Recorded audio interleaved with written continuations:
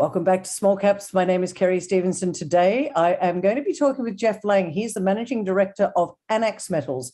The ASX code is ANX. They have a project, Whim Creek, over in the Pilbara region in Western Australia, but it's a project with a bit of a difference. I've asked Geoff to come and have a chat with us, and I think it's really interesting what they're doing. It's a little bit different. It's exploration, but it's also development. So please welcome Geoff Laing to Small Caps. Geoff, great to see you. I've been really interested to hear about what you're doing at Anax. So before we go into full detail, give our listeners an overview on who are Anax Metals, as this is the first time we've had a chat. Hello, Kerry. Great to be with you. Yes, well, just to tell you a little bit about Anax Metals, we were formerly Aurora Minerals. We relisted in November last year on the back of an acquisition transaction. We acquired an 80% interest in the Whim Creek project. And we rebranded ourselves essentially on that transaction. Anax, the name is no mistake. Anax is leader in ancient Greek. And That's so the reason we came up with that name is, as you say, we are a bit different, and we feel that we are leaders in the integration of technology that will unlock value in projects such as Whim Creek, stranded assets, which we'll talk about in a bit more detail, I'm sure. So, yep, it's really an exciting path forward for us. As I said, we started in November last year. We've come a long way since then, and looking forward to tell you a bit more about the development of Whim Creek and other projects. Okay, great. And to explain to people, this is a development company as well, because what you're doing is adding value using technology, which we'll get to. But let's start with Whim Creek. Whim Creek, which is in the Pilbara region, that was owned by Bill Beamont's company, VentureX. Now, they still have 20% ownership in this project, so they still clearly like the project. Tell us a bit more about the project and what attracted Anax Metals to it. Yeah, that's exactly right, Kerry. So we've earned an 80% interest in the project. VentureX, which is now called Develop, they've now with Bill Beamont. Yep, they've rebranded, and they're now Develop Global. They are our joint venture partners, and we're very excited to have them as partners on this project. And as you say, they like it. They've stuck around. So we acquired an 80% interest on very attractive terms, we believe. That was a $4 million earn-in with $3 million in deferred cash payments.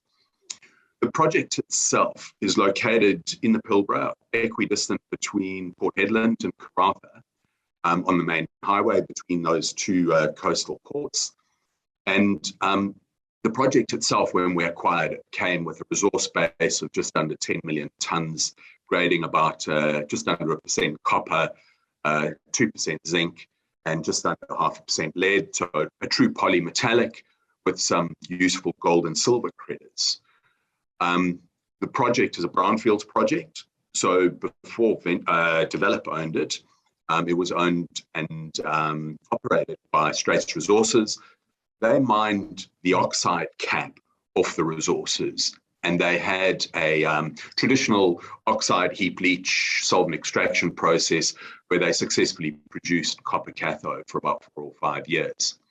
And so we've acquired this brownfield project with all the infrastructure that comes with it, but with these substantial sulfide resources, and that's what we're interested in, because we believe that this technology that we'll talk about in a second will unlock significant value from those essentially VMS-style polymetallic sulfide resources.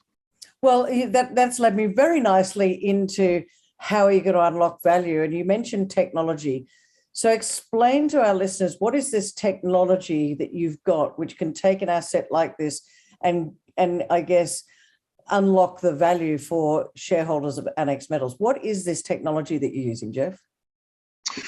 Right, so the technology is all around particle sorting. And if we can just take a step back, take a little journey quickly along the development of the technology. it has been used in mining for many years, but especially in the diamond industry for more than 25 years. But it was always applicable only to relatively small operations, and as I say, specifically diamonds.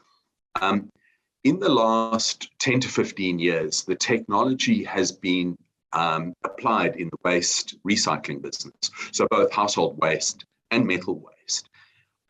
And essentially what the technology is able to do is, using certain sensors, it's able to see different products. So when you look at waste recycling, it can see different materials, glass, metals, different types of glass. So it can see green bottles, red bottles, and can separate them out using different color sensors. It can see metals using X-rays. In the metals recycling business, when your car comes to the end of its poor old life, it gets shredded and it goes through one of these sorting machines. That's able to separate. I didn't know that. Is that right? So my car is all finished up and it strips it apart and puts it through a machine. Yes, exactly. So it's shredded down to small pieces. It goes through one of these machines and it separates out the magnesium, the aluminium, the copper. And so you can imagine the value in that, in being able to put all of those into their separate little piles and then recycle them. So the machines and their sensors and the processes have evolved, what I would say, exponentially over the last 10 to 15 years. And there's been a huge amount of money put into research and development in the respective waste recycling businesses. And what's happened now is the technology's come full circle and it's back into the mining space. Because in the same way, you can look at different ores, and within ore bodies, you can look at individual rocks, and using these sensors, you can determine the characteristics of individual rocks. Now, it does depend on ore body to ore body how well it works, but just to give you a sense of what we plan. Hang on, I'm going to stop you there for a second, Geoff. So what you're saying is, you said before about the car going through and it can copper, magnesium, etc. And now you can do the same thing with a rock is that from an X-ray? Like it can determine how much of a particular metal is in that bit of rock. Is that what you're saying? So it can say that's a good rock and that's a bad rock. Yes, that's exactly right, Kerry. It's able to look at every single rock and determine which ones are, as you say, good ones or economic ones, and which ones are sub-economic. And X-ray is a great example, and that's the technology that will be primarily used for Whim Creek. So the X-rays, like the security machines at the airport, that look into your suitcase, and they're actually looking through your suitcase, and they can see high density objects in your suitcase. No getting away with putting anything through the X-ray. Absolutely. and likewise with these rocks, they look through the rocks, and then they can determine whether there are high density particles within those rocks or not. And so although when they're looking at the rocks, they're not looking specifically for copper or zinc, they're looking for particles with very high densities, which are typically the copper, the zinc, the lead in their sulfide matrices. And we can set up algorithms that tell the machine how many of those tiny little particles it needs to see to classify it as a good rock or a bad rock. And so you can imagine the power of this now. We're looking at, instead of where historically you had geologists allocating areas that were ore and waste, and you're talking over grids of multiple meters. Now we're talking on a rock by rock basis. So rocks that are perhaps 50 millimeters in size, we're making a decision on every single rock. Is it good or is it bad? And you can imagine the power that delivers in terms of making the right choice in what gets processed and what doesn't get processed. Well, how confident are you, Geoff, in it making the right choices? And because you mentioned the word algorithm, which I kind of understand. So it's all in what you put into the machine in terms of information as to how it reads things. And how many, I guess what I'm looking for is, how certain are you that this particle sorting machine is going to be able to deliver and not make mistakes? Yeah, and that's a great question, because and that's what everyone wants to know, is when you bringing in so-called new technology, there's always that element of doubt. And so just to answer that, I just want to talk about a couple of things. I've been involved. I have a private consulting business that's been involved in the application of sorting over the last 6 years. So this business, Nexus Bonham, we've been involved in more than 20 projects where we've looked at the application of the technology in the gold space, rare earths, lithium, base metals. And so we have a very substantial knowledge of how the technology applies, where the challenges are, and where it doesn't apply. And the critical part of all of this is understanding the mineralogy and the geology. That's what it's all about. And to be honest, I'm an engineer. I'm a chemical engineer. I've been involved for 30 years in the mining space. And when I look at projects, mining projects are all about the geology. You've got to unpack the geology. Yeah. That's where you get it right or wrong. And ore sorting is no different. Once you understand the variability of the geology, the application of the technology then becomes a lot simpler. So the answer to your question is we're extremely confident. We've done significant test work. We've published results from the test work. But most importantly, we've assembled a team of geologists, engineers, as is appropriate, to apply that the technology using essentially what nature has provided us, and then using the engineering to unlock it. And so in Anax, we have considerable proprietary knowledge, and that's really where where we've got the upper hand. Right.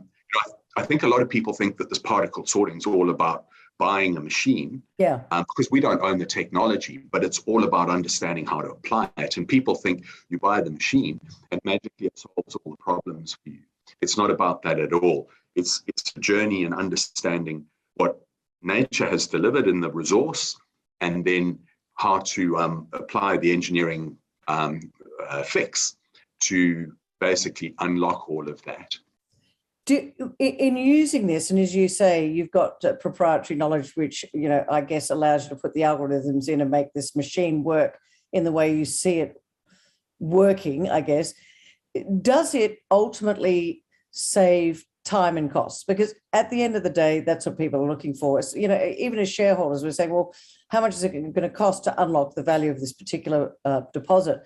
Are you saying that this will help because you aren't having to put the waste rock and then put the ore through the machine? Are you saying that you can put it all through and it spits it out left and right? So ultimately it becomes cost effective, I guess.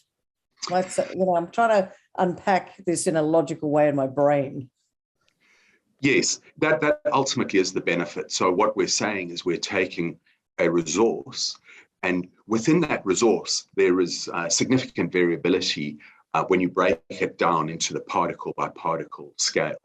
And we're able to strip out of that resource those particles that are sub-economic. So they might still contain some mineralization, but they're sub-economic. So to give you a sense of that, at Whim Creek, we're able to take the mining inventory and basically halve the volume of that, essentially double the grade. It's not quite doubling the grade, but near two. So we strip out all of the lowest grade material, and then we're only putting 50% of the material through the mill. So we've reduced the capital cost by, it won't be 50%, but not too far off, because we only need half the size plant. We only need half a tailings dam. We only need half a power plant. But then the real value comes in the operating costs, because we're treating material that's nearly double the grade, and on a per kilogram or per ton basis, you're only applying half the power, half the water. You're only having to put it out into a much smaller tailings dam. So economically, there are huge benefits. And then, of course, from an environmental perspective, there are considerable benefits as well. Sorry to interrupt you. With Whim Creek, which Straits Resources had, then Venturex, sorry, now known as, what is it, Develop Global. Yep. Sorry, can't get my head around that yet. They've still got a 20% ownership of this. Are you saying that there is still value in that, and you're going to unlock the value by using new technology in a way that's not been used before? Yeah, that's exactly right. And this is what I would call a classic stranded asset model. Right. So Whim Creek had the oxides all mined and processed. The sulfide resources were on their own, just didn't have that critical mass really to justify building a traditional project. So all of the capital that would cost to put in what I would call a full-size concentrator. But when you look at the economics of halving everything, doubling the grade, we have an extremely robust project. You know, as I say, we'll be generating 200 odd million in free cash for an upfront development of around about $50 million. So it's a very attractive, and here we are with a project that was really a second, almost unloved project in what was then Venturex portfolio. We've now taken it and been able to demonstrate just how valuable it is. And this whole concept can be, and we plan to expand it further and further, where it's essentially creating mining projects that can feed into processing hubs. So we're able to, essentially upgrade smaller but high-grade satellite projects that could feed into processing hubs. So this processing hub, is it the ore sorting machine that's at the heart of this processing hub, and that you can take that ore sorting machine? It's not just one. You could have one at Whim Creek, and there'd be other stranded assets, and you could put another one there. Is that what you're saying? And so therefore, deposits that have previously been sub-economic, you can turn around and say, listen, there's still $200 million worth of value in the ground here, and it's not going to cost us $200 million. We can actually do it for a lot less using this particle sorting machine.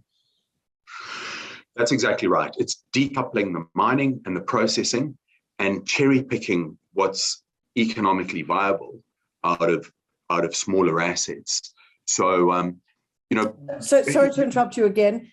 How easy is it for you to do all of the, what I call the back end, that sort of algorithms and all that? In other words, putting all the information into the machine, because I'm assuming that each deposit has got to have new information, separate algorithms going in. Yes, and that that for us is the opportunity really, because we don't own the technology. The proprietary information or knowledge that sits around applying it is what gives us the head start. But the simple answer to your question is yes, very much so. Every time you deal with a new deposit, you've got to set up a new algorithm. You've got to work out what the what the pressure points are in that particular deposit, and that's really all around the information that Anax and Nexus Bonham have been collectively building up over several years now. And that's what will give us first mover advantage in some other projects, hopefully, that we get to work on. Okay, well, before we finish on Whim Creek, because I'm conscious of time, where are you at with this, with Whim Creek and unlocking the value there? Have you got the ore sorting machine there? Have you put the algorithms in? Where are you at? Because you mentioned 200 million is the value. The cash, the development cost will be 50 mil. Where are you at from a time frame point of view? Yeah, in terms of time frame, so we've recently put out a scoping study with the numbers, and I would invite all listeners to have a look at that. That'll provide a bit more detail around the project, and in that we talk about all of the test work that's been done. So we don't have any equipment on site at the moment yet. But we're moving rapidly to get this project into production. Because it's a brownfields site, there's significant infrastructure already there, and there's also already the disturbances are already there. There are some approvals in place. We are, and something I do want to just spend a minute on, we've done significant site works already. I guess one of the aspects when we acquired the project was it was subject to what's called an environmental protection notice. And this is something that the Department of Environment puts on a project when it requires some specific remediation environmental work. And this is one of the reasons that we managed to acquire this project so cost effectively, because it's a big exercise. We've had to go in and effectively fix up a lot of legacy issues, and we're getting close to having completed the main milestones on that. And that will be a key element in being able to relicense the site. So, simple answer to your question is we're aiming to get this project into production by the end of next year. And we've completed a scoping study. We'll be completing a feasibility study next year, early next year, and then moving into the development phase. And just one final point on that. We have also got Anglo American as a potential funding partner. Anglo came on board earlier this year.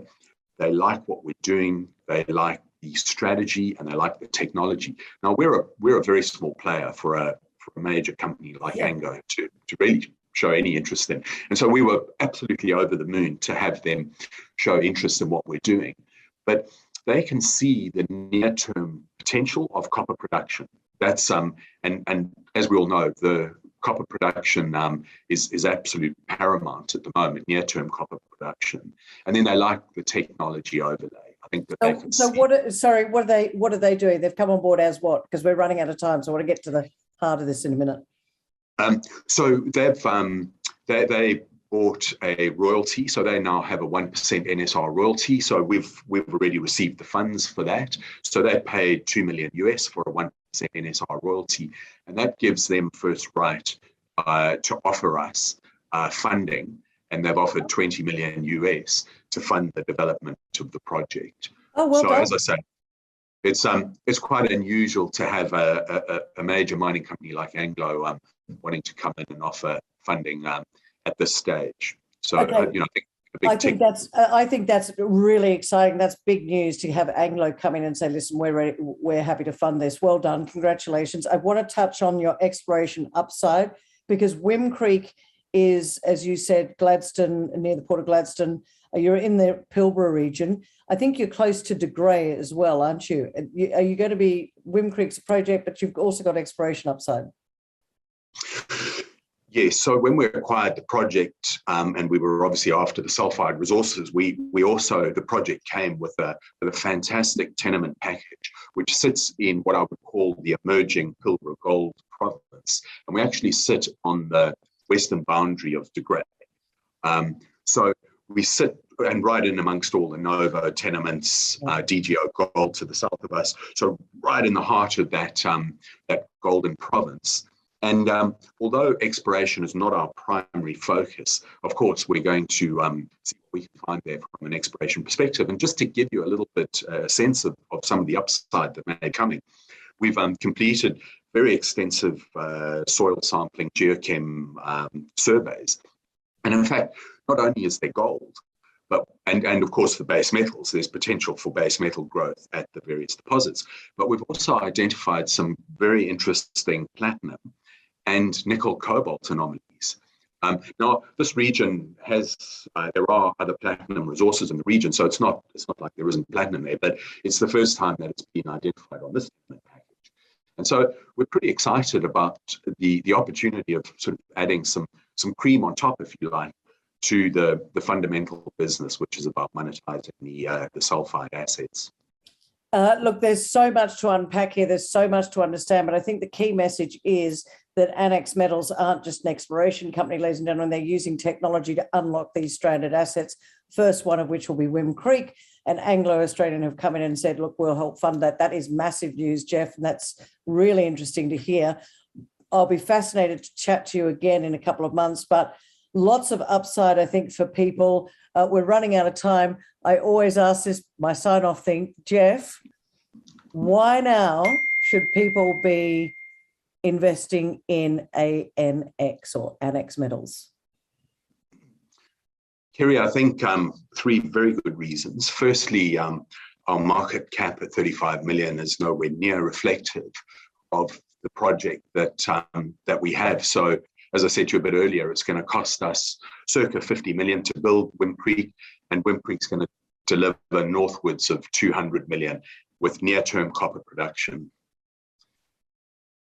The second reason is we've got a blueprint to unlocking value from these stranded or remote mining project assets. That's huge value, huge intrinsic value in that. And then third and equally importantly, this technology that we are integrating not only unlocks value, but it also helps us to move into a carbon neutral world. It's highly beneficial in that process. And yep, we're all about sustainability in the Pilbara. Well, I'm sure, Geoff, that some people will be watching this interview, some of these mining execs, and they might be picking up the phone to chat to you about some of their stranded assets going forward. Wonderful to see new technology being used to manage things in a more sustainable way. I love the fact that it's a carbon neutral, and I wish you all the best with Whim Creek. But not only that, all that exploration upside near De Grey in the Pilbara region. So all the best. Come back and let me know when you've got some results from the exploration, but also I think unlocking the value, as you said, 35 million market cap, cost of 50 mil, unlocking 200 mil worth of value. I love those back of the envelope things. Geoff Laing, Anax Metals, thank you so much for joining me on Small Caps today. Thanks, Carrie. Always great to talk to you.